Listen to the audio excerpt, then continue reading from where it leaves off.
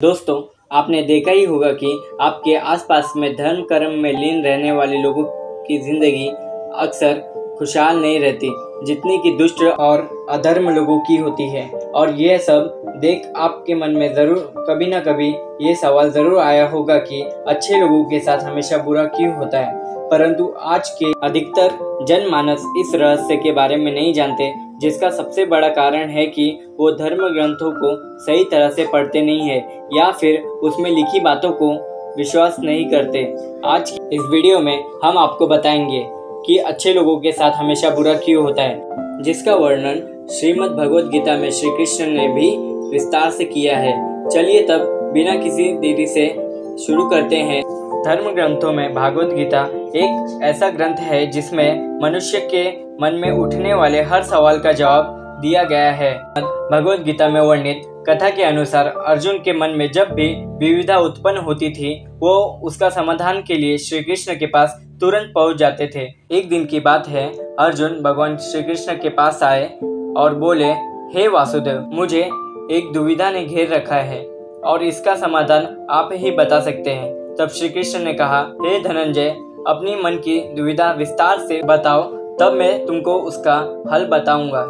तब अर्जुन बोले, कृपया कर मुझे ये बताइए कि अच्छे लोगों के साथ हमेशा बुरा क्यों होता है, जबकि बुरे लोग हमेशा सुखी रहते हैं। अर्जुन के मुंह से ऐसी बात सुन श्री कृष्ण मुस्कुराते हुए कहते हैं कि हे अर्जुन, मनुष्य देखता है या जैसा बोलता है, वास्तव में वैसा कुछ नहीं होता, बल्कि अज्ञानतावश वो सच को समझ नहीं पाता। श्री कृष्ण की बात सुनकर अर्जुन हैरान हो गए और बोले, हे नारायण, आप क्या कहना चाहते हैं? मेरी कुछ समझ में नहीं आया।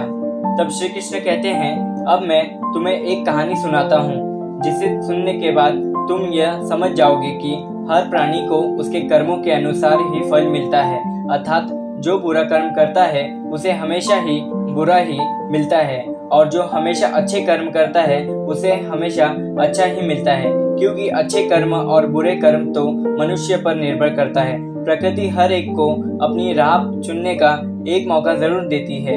अब इसका फैसला करना कि वो किस राह पर चलता है, यह मनुष्य के ऊपर निश्चय करता है।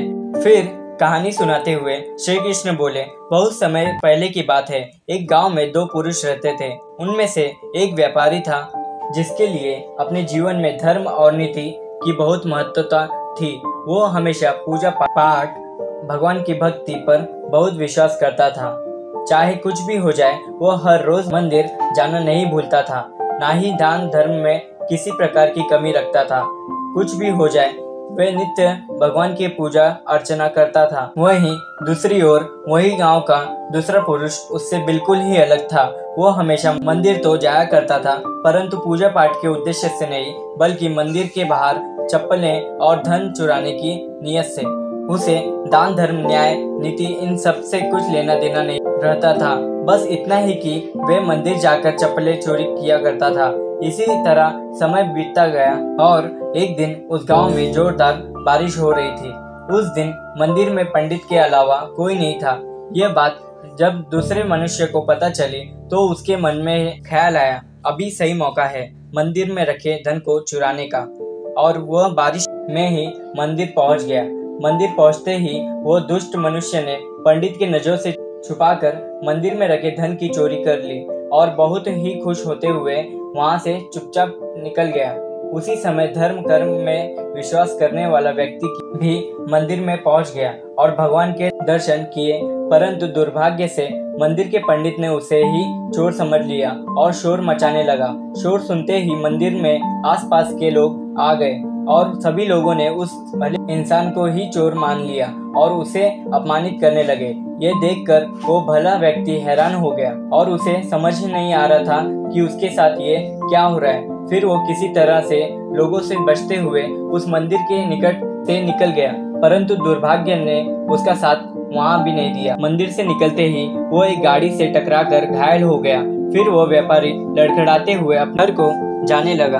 तभी अचानक से उसे वो दूसरा व्यक्ति हंसते हुए दिखता है और वो व्यक्ति जोर जोर से हंसते हुए कह रहा था कि आज तो किस्मत ही खुल गई, एक साथ वो भी इतना सारा धन मिल गया। जब व्यापारी ने उसकी ये सब बात सुनी तो उसे बहुत हैरानी हुई और क्रोधित हो उसने घर जाकर भगवान की सारी तस्वीरें दीवार से उतार दी और फेंक दी और भगवान से नाराज हो गया और पूजा भक्ति छोड़कर अपनी जिंदगी जीने लगा। कुछ ही दिनों के बाद दोनों की मृत्यु हो गई और दोनों ही यमराज की सभा में पहुंच गए। उस व्यापारी ने अपने बगल में ही उस दुष्ट व्यक्ति को देख गुस्से की आवाज में यमराज से पूछ ही लिया, मैंने तो हमेशा से ही अच्छे कर्म किए, पूजा पाठ दान धर्म में विश्वास रखता था, जिसके कारण मुझे हमेशा दुख और अपमान ही मिला और इस अधर्म करने वाले पापी को उन नोटों से भरी पोटली आखिर क्यों? इस बात पर यमराज ने उस व्यापारी को बोला कि पुत्र तुम गलत सोच रहे हो।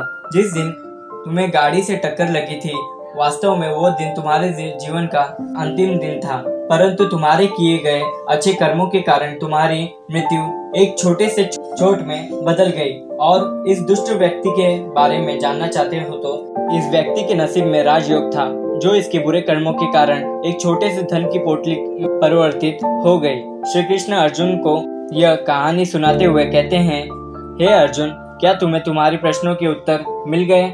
ऐसा सोचना कि भगवान अच्छे लोगों के अच्छे कर्मों को नजरअंदाज कर रहे हैं, ये बिल्कुल भी सत्य नहीं है।